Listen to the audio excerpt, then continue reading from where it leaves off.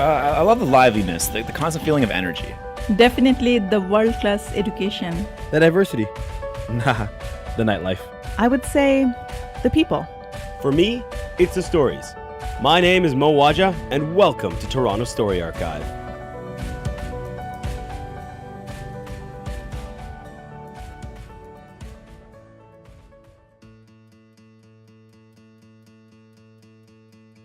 Hello, and welcome to this week's episode of Toronto Story Archive. Fitness has always been a challenge for me. If you were to look at my pictures going from a little kid to a teen to a university student and now to a real-life quote-unquote adult, you would likely be confused. I mean, if we're being honest, I look back at those pictures sometimes and I'm confused. You see, as a little kid, I was top to bottom skinny. But the moment I grew into middle school and then, shudder, high school, I went to the exact opposite of skinny, which was rough, not just for my self-esteem, but also health-wise. I remember one night during my teenage years where I woke up feeling a bit off. I got up, drank some water, it didn't help, so I went and knocked on the door to my parents' bedroom. They're both doctors and I thought they might know, what was wrong. No sooner did I get there than I needed to rush to the bathroom to be violently sick in the sink. It was pretty gross, but it was also a wake-up call. See, up until that point, I would do all that I could to avoid physical activity. The only exception to this was tennis, and even that at times was like pulling teeth. At the same time, my eating, i.e. snacking, habits were complete rubbish. But that night, I realized I needed to make a change to my diet and to my activity level. So I quit chocolate and candy. God, I love chocolate and candy. And got into running. I was so out of shape that when I first started, I could barely get to the end of the street without having to stop, catch my breath, and then walk a while before carrying on. Long story short though, I did lose the weight. Moreover, I discovered running was something that I was really into. Under a year later, and I went from barely being able to get down the street to running a casual 10K daily. Straight up, I felt good. When I think back to it now, I can honestly say that one of the biggest thrills of getting into shape was the ability to breathe deeply and feel my lungs fill to their full capacity. I hadn't realized my breath was catching until it didn't anymore. At that point, I promised myself that I would never get here again, and that was a promise that I kept, at least until, after university. See, for me, and I think maybe for many others, I didn't realize how easy I had it till I entered the real-life working world. Working a 9 to 5 or some days longer meant that I woke up early and came home tired. And the first thing to fall by the wayside was my fitness. I mean, at this point, I also had a little money, so why go to the gym when you could go out instead? It's been a little under a year now since I started actively trying to get back in it. But at the time when I was just getting started again, I was pushing well into the 200s, somewhere I had never been before. And it's discouraging. When you're trying to lose the weight, there's this frustrating period where you see no progress at all. But then all of a sudden your shirts and blazers are too big and you see the progress all at once. But until then, it's frustrating. And the temptation to quit is real. I'm not trying to hit you with some Friday motivation to get back in shape and get the body you want or whatever. Nor am I trying to deliver a message that's body negative. I guess I'm saying that for me, with my goals to augment my tennis and volleyball game through fitness, the journey has been one of high highs and even lower lows, and it's a journey that's still ongoing. For me, part of what helps fuel my drive has been surrounding myself with the right people. People who are on their own journey, who have felt their own frustrations, and who have come through it all the stronger, both literally and figuratively. And this week's guest is one such person. This week, I have the pleasure of chatting with Yvette Raposo. Yvette is a boxer, a fitness professional, an entrepreneur, and now a professional speaker. Coming at us from the Bloordale Village, welcome Yvette. Hi, Mo. Thank you. Yvette, how are you doing today? I'm great. How are you? Oh, pretty good. I mean, the sun's shining, it's warm out, and hey, that's the best part of Toronto, am I right? Absolutely agreed. I'm loving it. 100%. Yvette, I want to start by asking you the one major question we ask everyone who comes on Toronto Story Archive, and that is, what is one thing you love about Toronto? Well, that is a difficult question to answer because, as you know, there are so many great things about Toronto, and I've thought about this. and I've decided on an answer. So what I love about Toronto, one of the things that I love about Toronto is its parks. Nice. Nice. I like that. Yeah, so especially this time of year, and I realize I'm trying to figure out, where that answer came from. And I realize parks are a big part of my life and have been since I was a child. So growing up in the East End of Toronto, I actually spent a lot of time. I kind of joke that Toronto Parks and Rec were my babysitter for many years. Yeah, because I just gravitated towards, there was great programs at the time, and both my parents were working parents. They were immigrants to Toronto, to Canada. I am first generation Canadian Toronto, and so yeah, as a young child I found myself in parks, and that's where I just found solace, I found comfort and activity and creativity. So that's kind of where my love for parks began. And I realize now as an adult, I am now 40, so 40 years later, or let's say 30 years later, I still find myself gravitating towards, it's not necessarily the same parks as when I was a child, but definitely parks nonetheless. No, I totally get that. I mean, I grew up outside of Toronto, and one of the big distinctions was that when I was growing up, I had a backyard, like a nice sized backyard. We could go out in the summer with my cousins, play some soccer, play some football, right? It was fun. And when I moved to Toronto, having a backyard in the middle of the downtown core, that's frankly impossible. And so I've lived in the downtown core for most of my career in Toronto, and it's only been recently, over the last 2 years, that I moved out to the East End. I moved out to like the Danforth around Donlan Station, and I think one of the biggest stark differences for me here was all the green. One of the best skylines in the city, in my opinion, is at Riverdale Park. So I mean, I get where you're coming from with the greenery and whatnot. So I mean, but you don't live in the East End anymore. You live in the Bloordale Village. You live out in the West End. So I mean, did you move there recently? How long has it been since you were, I guess, here in the forested part of Toronto? I am living now in Bloordale for 4 years, going on 5 years. So I'm loving, I was working I've kind of ping-ponged back and forth within Toronto, but before then I was in Etobicoke, and I realized I needed to be closer to the core because a lot of my business, my clients, are closer to the core of Toronto. So I've been here for almost 5 years. I'm watching the neighborhood slowly kind of gentrify, and I'm slowly kind of cringing in a way. I mean, it's so great on so many levels, but I'm also a big fan of mom pa shops and supporting local. So I'm loving the neighborhood because it's very still subtle and underground and very community feel. So yeah, so I'm really happy here. I think I'll stay in this neighborhood for a long time coming.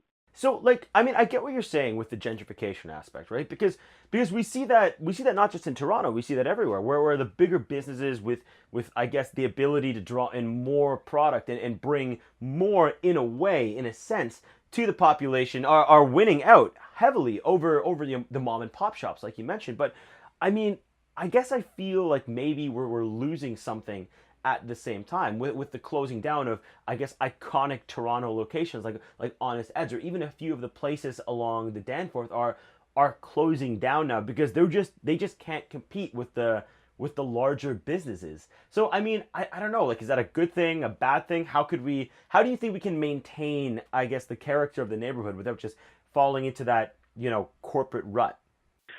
Well, I mean, it's voting with our dollars, so to speak, right? So we can choose where we put our dollars. And I know it's difficult sometimes because, yes, it is going to be more affordable to buy your cleaning products at Walmart, for example. Now, it's, I guess, choosing when you can where you put your money. And yeah, like, I consciously choose to support my local vegetable guy, my local coffee shop, etc. And we do have power with where we put our money. We really, really do. And it's really easy to get sucked into the convenience of, okay, I'm just going to go to the mall, buy everything I need, go to the suburbs, go to Costco, buy everything I think I need. But really, at the same time, I feel like we are over-consuming when we are presented with so much choice and so much volume of stuff, really. So I think we just need to kind of find a new way, if you don't already have your own way, of being very mindful about where you spend your time and money. And the other thing I love about supporting local are the conversations that you can have. I mean, I go to my local vegetable guy or coffee shop, and I'm talking to the barista or the person behind the cash, who's usually the person who owns the store, and we're talking about the neighborhood. That's what we're talking about, right? So it's such a great way to develop community. And if I don't do that, I'm not having those same conversations at Walmart, for example. So those conversations are also, and those relationships are also super important for me. And it's probably also because I am a entrepreneur myself and a sole proprietor. And a lot of what I do depends on word of mouth and relationships. So I am a relationship builder. So I think it's the attitude that you take towards, you're not just buying product, you are having an experience. Absolutely, because sometimes you don't even see people at all when you're buying products. Like you're talking about like cleaning materials. When we buy paper towel for my household, I mean, we don't even go to a shop. We order it from Amazon and get, like 100 paper towel rolls or something shipped to the house, so we don't need to go out and do it again. But what I find interesting is it's absolutely true that I guess you do lose a sense of community, and you're hearing more and more that shops like Amazon they want their same day shipping. They want to be the hub for people to buy things online, so they don't actually have to interact with people anymore. And I do feel like I guess we're losing out something there. Yeah, certainly. So I want to talk a bit about I guess the entrepreneurial angle, right? Because you're a sole proprietor, you have your own shop, and I'm not sure if this is exactly what you do, but I do want to start here because it's super cool. You're a boxer. Like you're a boxer. So I mean, can you, I guess, what's the story? What is your story? How did you go from being a boxer into entrepreneurship? Like, what is your story there? Well, I kind of fell, or I should say boxing found me. It wasn't my life mission to be a boxer at any point until it found me. And then it was immediate. It was an immediate love affair, you can call it. So I was in university, and I was pursuing fitness at the university level, and then I very quickly realized that I wanted to be more hands-on. So I stopped university. I'm not going to say I quit, because really it was a very conscious choice, and I decided that I wanted to pursue this career, which I was very clear about, which was to be a personal trainer and to help people with their fitness.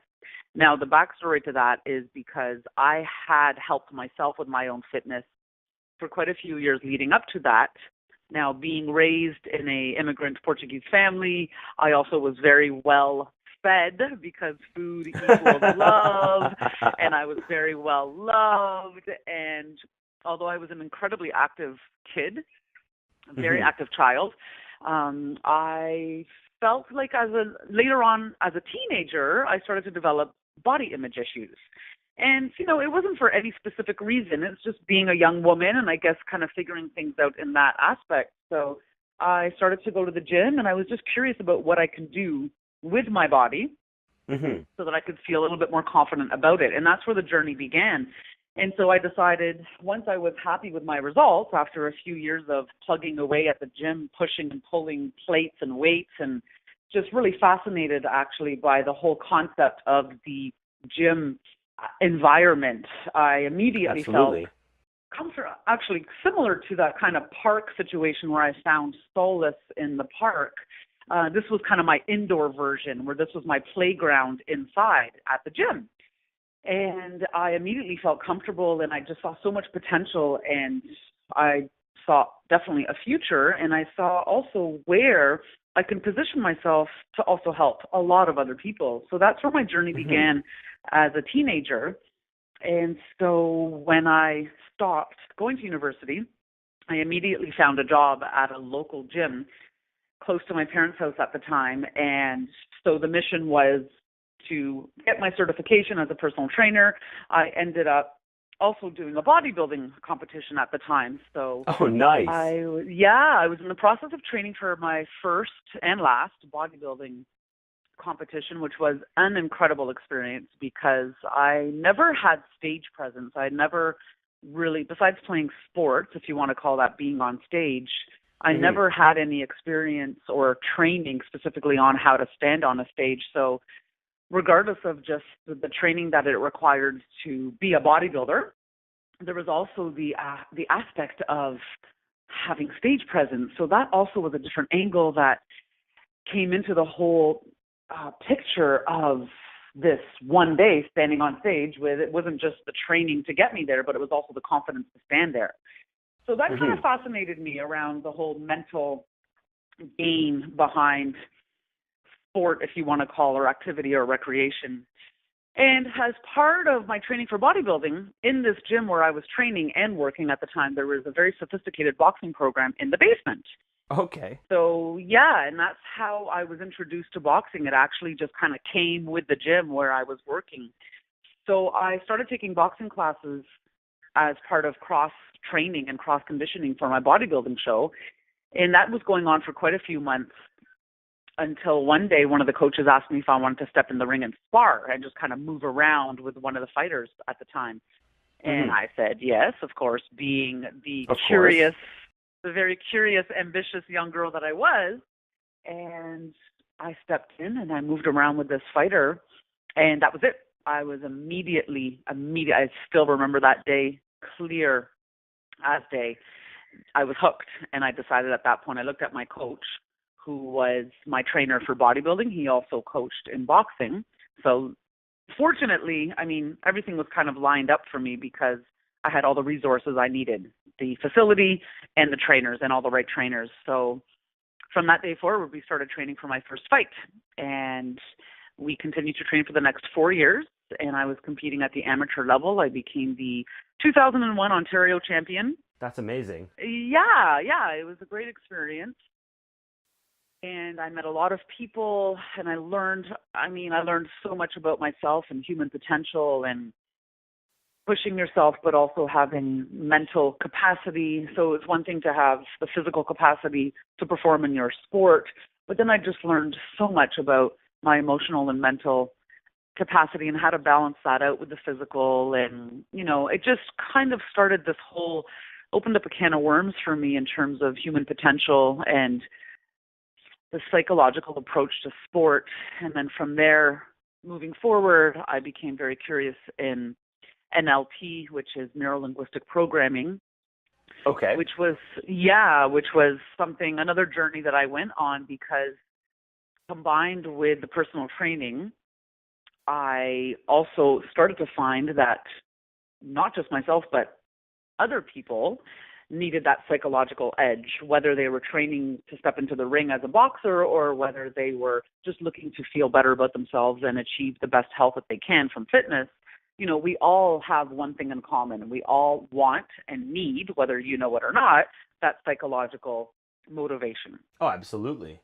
No, absolutely. And that's super important, right? Because it's getting recognized more so, I think now. I mean, it's always been there, but the mental component that goes into everything that we do is almost being highlighted more now than it has historically. And in sports, I think that's especially critical, because you know, like, there's a difference between, you know, training for something and actually executing in that moment. And I'm so impressed that it's not just like you went there and you trained, but you also won.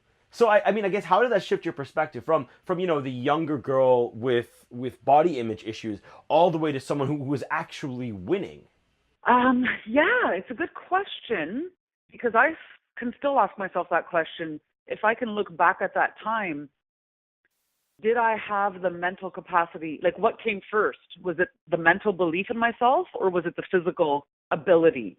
So, and if I reflect, I do believe it was the mental capacity that I had first. Like, when I tried the sparring, when I stepped into the ring, it was a feeling, it was a physical exhilaration. There was definitely a physical reaction. Absolutely. But I think the thing that had the most impact, or that had the biggest impression on me, that helped me decide to fight, was the mental stimulation, for sure. So I don't know if that was specific to boxing itself, because I find, and now that I'm 20 or 19 years in with the sport, and now I can give back to the sport, and I have been teaching ever since, it's something that still fascinates me to this day with my students, and I love when I have new students come in and I wait for their response or for their feedback. Sometimes it only takes 1 week, sometimes it takes 1 month, but the feedback at some point will be about the mental relief that my clients, my students have when they come and hit the bag with me. For sure. Yeah, and it's, this is the beauty of boxing that I love to share with people, and that a lot of people don't even realize about, because the first impression that a lot of people who might not have been introduced to the sport of boxing maybe properly or at all, their first impression might be that it is a brutal sport, which is what I used to think. So I was a huge sports fanatic growing up. I was completely obsessed with the Blue Jays specifically growing up. Patriotism right there. Oh, yeah. And I mean, my uncle got me into the Jays, and then I was and this all makes sense to me now, because what I loved about baseball is probably also what I love about boxing. And at a young age, and I'm just making this connection right now as you and I are talking, so thank you. Fantastic. Yeah, at the time, so between the ages of about, let's say, 6, 7, definitely until the season of, which was when the strike happened. What year did the strike happen? I think I was about 12 years old. I am the wrong person to ask that question to. Yeah, I need to research that. So up until when so there was quite a few years there.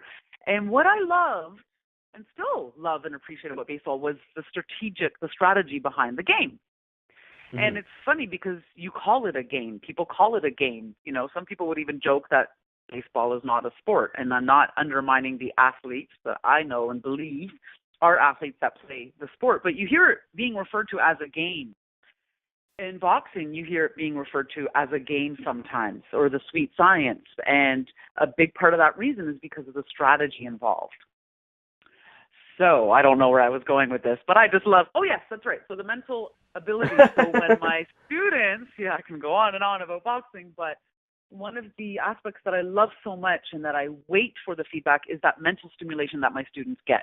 So let's say I'm training different walks of life. For example, I might have an executive in my class. I might have a student. I might have a mother of 3. And it doesn't matter who it is. We all have our own stresses in our lives. It's all relative to who we are and what we do and how we manage that stress. And this is one of the other things that I love about boxing is it's such a de-stressor. So when these people can come into my class, for example, and we're all performing or practicing the same skills or drills, and we're looking to execute a specific move in boxing, they'll say, I didn't think about A, B, or C not one time this whole hour that I was here learning how to box. There's so much focus required in learning and feet positioning, your hand positioning, your body positioning in relation to the bag, for example, all of the energy that it requires to execute a certain combination. So a lot of my students, when they leave, it's not just the physical exertion that helps them feel good. It's the mental break that they've taken from their day. And that's important. That's an important part of not even just athletics, but functioning as a human being. I was talking to a friend of mine very, very recently, and we were talking just about, the balance between when you're first starting on, I guess, your entrepreneurial or otherwise journey, having the fact that all the things that you do require mental exertion. And he was like, he wanted to add on an additional job to his plate, but he wanted something mindless, because his explanation was everything else he does requires distinct mental focus. He needed something that didn't have that, or moved it in a different direction. And I like that. I think that's healthy, that you're providing this outlet for people to come in and train. And so you train everyone, like all walks of life, and that's in Toronto? Yes, it's actually Etobicoke, so it's Bloor and Royal York area, the Kingsway area. Fantastic. No, that's really cool. I mean, I'll say somewhat frivolously that my only real exposure to boxing was a friend of mine invited me out one time, and it ended up being cardio boxing, which is not the same thing. So it's exciting for me to hear about, I guess, the science behind it and the strategy behind it. And you almost don't realize when you're watching it, you can see the fight happening, but you almost don't realize the level of, I guess, mental acuity and focus that goes into what they're doing in that moment. I think that's fantastic. Great. I'm glad you do, and I'm glad I could shed some light on that, because I also think it's fantastic when you can see it for what it is. Absolutely. So I guess another question that I have, somewhat following up to this, but you piqued my interest when you were talking about, the bodybuilding competition, because this is another area where I guess we don't really necessarily understand all of the things that go into being on that stage competing in that competition. Like, you look at it for people who don't know about the industry, it almost can occasionally just look like people get up there and lift heavy objects, and if you lift the heaviest object, you win, right? But that's not what you're describing. So I mean, what's it like? What is the learning curve like? Learning, I guess, the stage presence and the performance aspect of the bodybuilding on top of the physical attributes. Like, what's the distribution? What sort of training does that take? Well, I'm glad you asked that, because again, it's probably an aspect of bodybuilding that people don't appreciate truly for the art and the beauty that it is. So when you're posing, so when you're part of, now keep in mind, my bodybuilding show was 20 years ago, actually, exactly. I was 20 years old. And maybe things have changed since I've performed on the stage, but I definitely know that certain things stay the same. It's just the same way that I used to study and still love and appreciate certain bodybuilders from back in the day, let's say from the 70s, like Mike Mentzer, Frank Zane, Sergio Olivia, these gentlemen. And I say gentlemen because, like a lot of sports in the 70s, more attention was paid to the gentlemen. They had more opportunity than us women did. For sure. Now, so these gentlemen were amazing posers. They were really good at posing. Now, what you don't see or what you don't realize, because of course the athletes on stage, and I'm going to call them athletes because it's not just about lifting weights and having like an Arnold Schwarzenegger bodybuilding routine in the gym and then standing on the stage, but posing and standing on stage alone is a workout. So when it came closer down to, and one of the things that I took most pride in when I accomplished that bodybuilding show was that I learned for myself, like I learned about posing and putting together a routine, choreographing the routine to the music. That in itself, that requires... Oh, wow. Okay. That requires, how do you say it? Choreograph? That requires... Yeah. That requires choreography. Choreography, that's the one. Thank you. That requires choreography. You need to know what you're doing, and one move needs to flow into the next move, and there are certain requirements from the judges that they are looking for certain angles, and the whole time you are doing this, you must be flexing every single muscle in your body right down to your calf. Oh my Lord. And that is a workout in itself. And I remember certain sessions that I had, and I never hired anybody at the time. I did all the studying. I read books. I studied a lot of different videos from different masters at this, and nobody tells you that that's a workout in itself. Of course they don't. And doing it with a smile and making it look effortless. So that is impressive. No, that's so cool, right? Because you don't realize. You don't realize. You just see people get up on the stage, they're all good and they're flexing, they're all that, but you don't realize that, man, that's like, you look at it, you're like, how do they even have that many muscles? I don't understand. How does that person do I have all those muscles? Did they get new ones? I don't understand, right? But it's so cool because you don't get it. You don't understand it until I guess you've experienced it. Even as you're describing it to me now, I guess I can conceptualize it in my mind, but it immediately brings back memories of the last, leg cramp that I had, because that's what this sounds like. A series of leg cramps, except over your entire body. Yeah, actually, kind of, pretty much. And then, throw in the hardcore dieting aspects of it, and it's a really intense extremely lonely sport in a way as well, because it is, you know, if I can compare the two sports from bodybuilding to boxing, it was such a, you know, they're both individual activities, like you're in there alone, so to speak, although I am very, I like to make a point to say that in boxing, you are supported by a team. And this is also something, you know, you see the boxers in there alone, but really you have the corner people who are usually their coach or second coach, etc. And then you have a whole team of people that help that boxer get there. So people that they spar with, other people in the gym, and, you know, it's a team of people. Whereas the bodybuilder, you are your own self-motivation, and it is an incredibly lonely sport, and it takes a very unique individual. And in that in itself is really impressive in itself. Now, I became a lot more interested in boxing very quickly because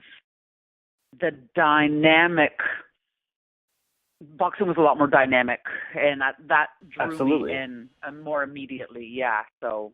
No, I like that.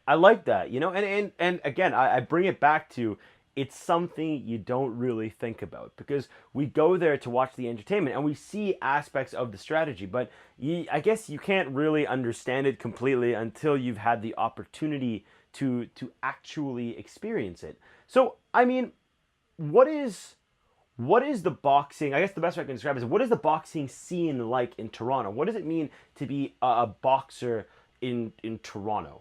You know, like where do you go? Because you don't, I guess it's not really as much part of the, you know, public consumption lexicon in a way, right? So what is the scene like? What is boxing in Toronto?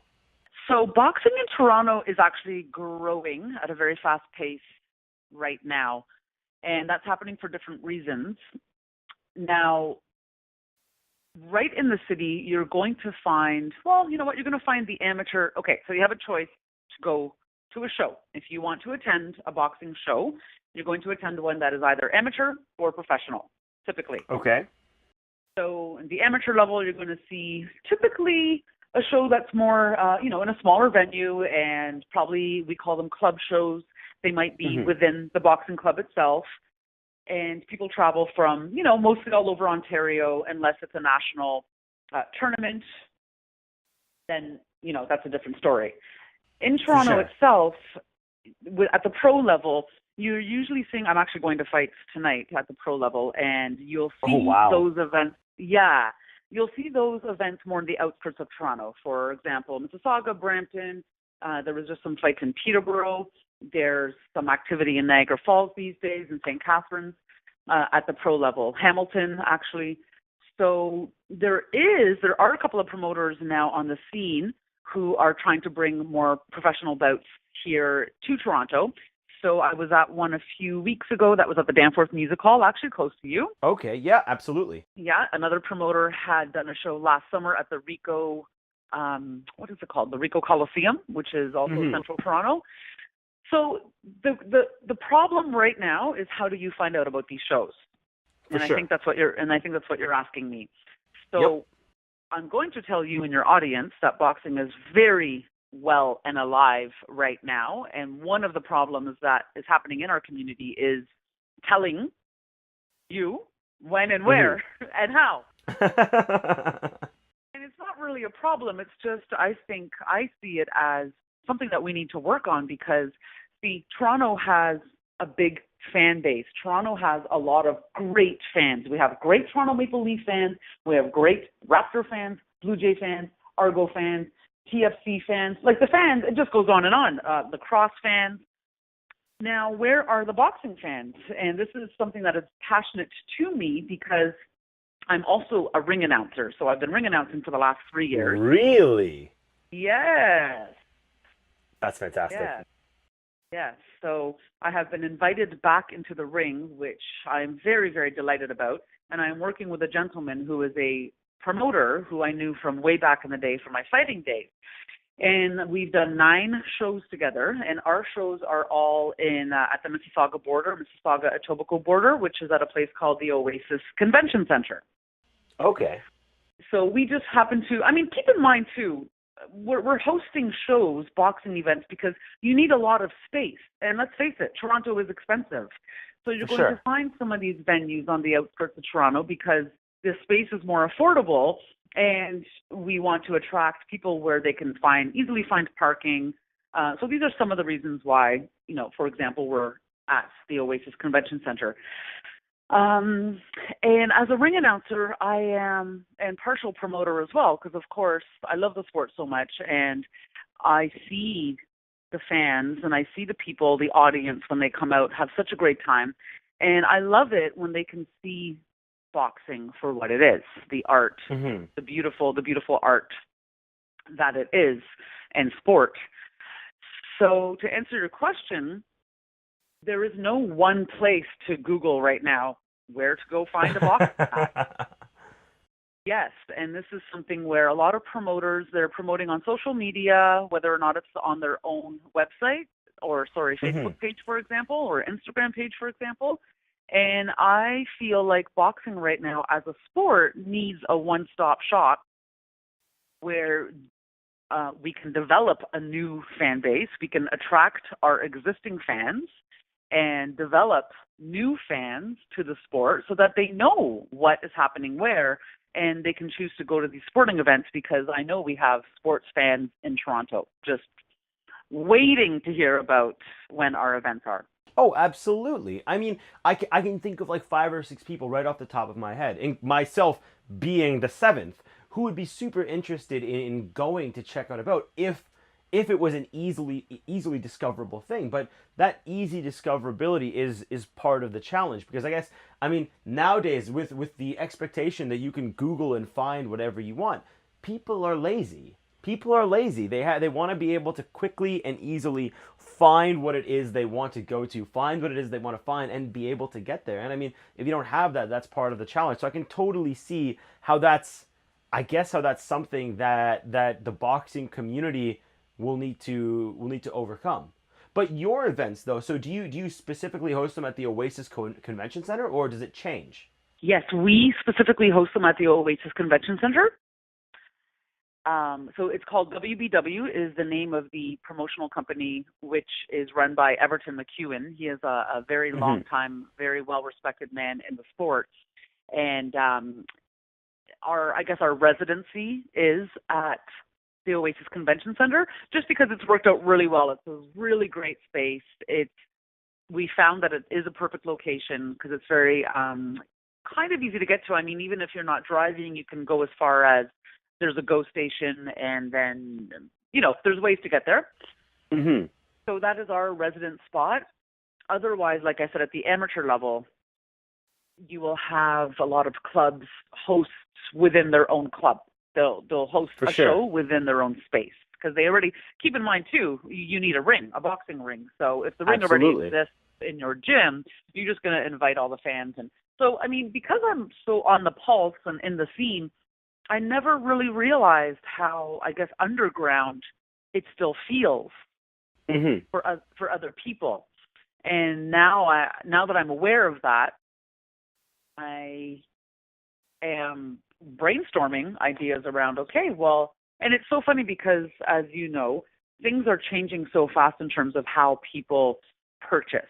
Where are they finding out information? Where are they purchasing? So even ticket sales, for example, what are people used to doing right now? Are they going through Ticketmaster anymore? Are they doing Eventbrite? Are they just buying through, so these are things that not only does boxing have to catch up, I believe, with how they are relaying these dates and information, but how are people buying tickets? Totally. And that's part of the challenge.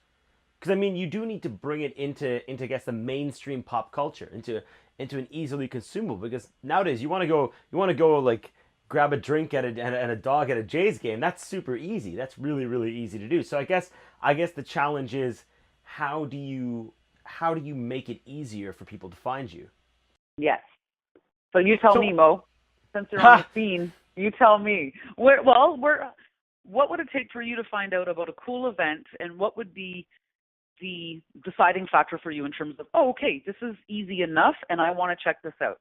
Well, I mean, I'm a '90s baby, right? So I'm fast becoming a dinosaur as far as social media and current events and whatever are concerned. But I guess for me, my suggestion on the whole really comes down to, I guess it sounds obvious, but tapping into the power of social. Because right now, where I find out about things, my calendar is Facebook.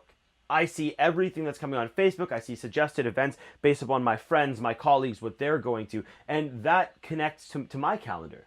At the same time, I look at Instagram. When I'm going through Instagram and I see people posting cool events on Instagram, Instagram is one of the fastest growing, if not the fastest growing social media platform out there right now. So finding those people on Instagram, that's where we find out about people. That's where we find out about brands. That's where we find out about events. I mean, not just through paid advertising, but through the right kind of people, the right hashtag, the right place to find those organic moments for people to pick up on an event and see like, wow, that's really cool. And I think maybe the biggest one for me is it's almost like a weird chicken egg scenario, right? Because if I see that my friend is going to something, that's advocacy for me.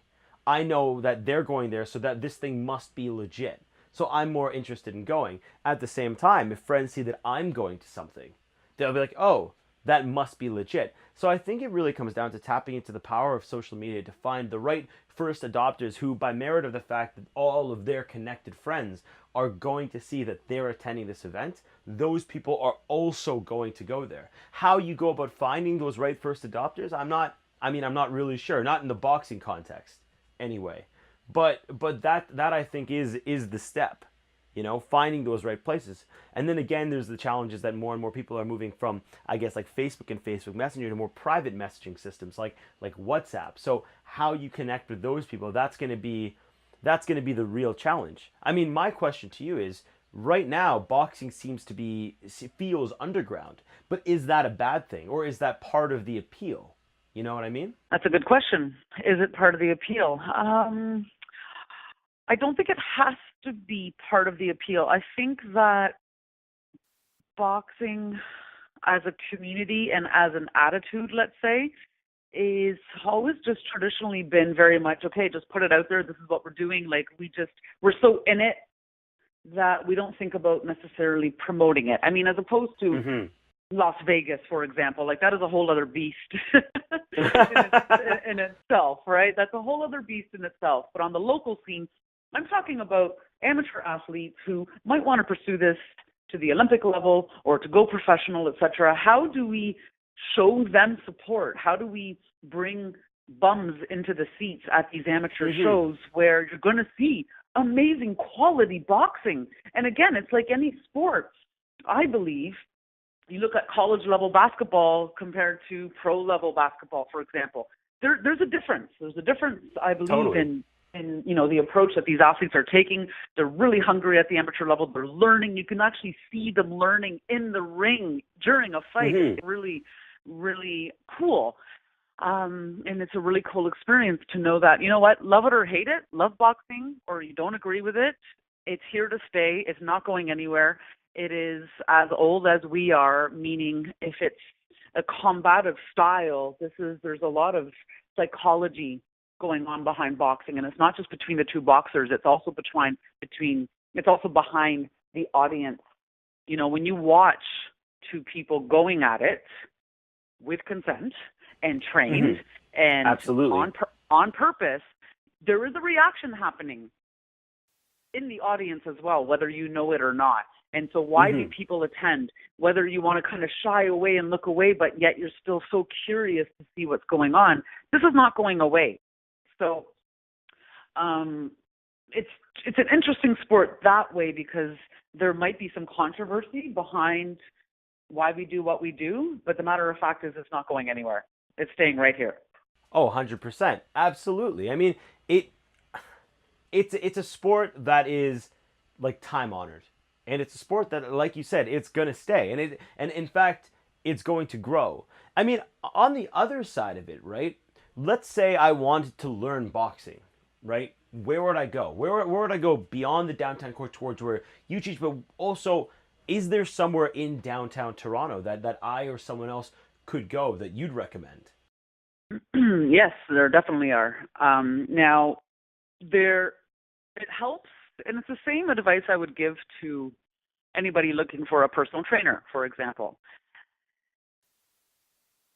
And one of the best ways is to ask around. And so, now you know me, and you can say, just like you just did, you asked for my referrals or if I know anybody. So, because once again, it's hard to decipher for the average, I shouldn't say average, but for the person who doesn't know anything about boxing and they're curious. And here's another thing too, Mo, when people, like, I could just be at a coffee shop, I could be wherever I am, and conversation happens, and somehow it comes up, oh, well, what do you do? They might be curious about what I do, and then I say, well, I teach boxing. Oh, my God, I've always wanted to learn boxing. And I swear 90% of the reaction, there's some sort of reaction, 90% of the time in a positive way, where they either have always wanted to learn boxing, or when they were 10 years old, their uncle introduced them to boxing in the basement somehow, and they put on the gloves and they went at it with their brother or whatever. Everybody has a story, whether or not they've even had specific instruction around boxing. They have a story around it somehow, somewhere. Totally. And and it's really, and I find that exciting. And then that's where I come in and I say, well, classes that I teach, for example, I do it for fitness, but yet the main goal is to teach the sport. So I teach technique, I teach why you do this and what comes back when you do that. And, for every action, there's a reaction. And I also teach about the rules of the sport. But at the end of the day, people want to have good technique. They want to make sure they're not hurting themselves. They want to look good while they're doing it. And they just want to feel good as well. For sure. So to answer your question, where do you go in Toronto? There's quite a few places, actually. I can list a few places. I don't know if you want me to do that right now, but... Oh, please do. Oh, okay, cool. Well, there is a gentleman named Donnie Clark. He's doing some amazing stuff at a place called Undisputed Martial Arts and Hard Knocks Boxing Club. They're both all kind of East Endish. His name is Donnie Bad Boy Clark. Great name. Yeah, I know. There's another gentleman his name is Jason Batiste. He's also in the East End, and he's about to open up his own spot right now. And actually what he's doing is very unique and amazing. And he is a kickboxer himself from back in the day, but he's been on the scene for a very long time. And the gym, the studio that he's opening actually this month, June, coming up. Oh, nice.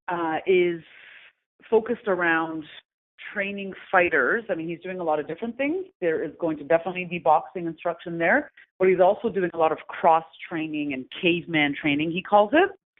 Okay. And ambidextrous training, which is using both sides of the body as opposed to being very specific on just orthodox. So also working the southpaw version. I mean, what I'm doing some very grassroots, legit stuff when it comes to teaching boxing. And I am in the West End, which is at Bloor and Royal York at a place called Kingsway Boxing Club. Nice. Kingsway Boxing Club, where I sublease. They also have another location on Jutland, which is also in the West End. They are doing some amazing things as well. There's another place called Clancy's, which is on Sunrise Avenue, which is way back in the East End. Do you want me to go on? No, you've named a lot of places for us, right? And I think that's what I wanted, right? Because it's kind of like you said. We know that boxing is out there. We know that boxing exists, right? Like conceptually, we know that. But I think the challenge for most of us is figuring out how to go about it, right? Because it's so easy to get distracted in the world of today with all of the various other things that there are to do, that it's hard to, buckle down if something's not easily accessible right there for us when we want it. So, I mean, you gave me exactly what I wanted, an avenue for our listeners to actively find these places depending on where they are in the city and find somewhere that, hopefully can work for them. So thank you for that. Yeah, no problem. Anytime. That's fantastic. No, Yvette, this has been amazing. And so I want to end off by asking you, you've already given us a bunch of recommendations, but I'm greedy. So I want to ask for one more. And it doesn't have to be boxing. This is about you, right? If you could recommend one place to go or one thing to do in the city, what would that be? Whoa, tough one again. I'm going to have to say beach volleyball at Ashford's Bay. Right on. I love beach volleyball.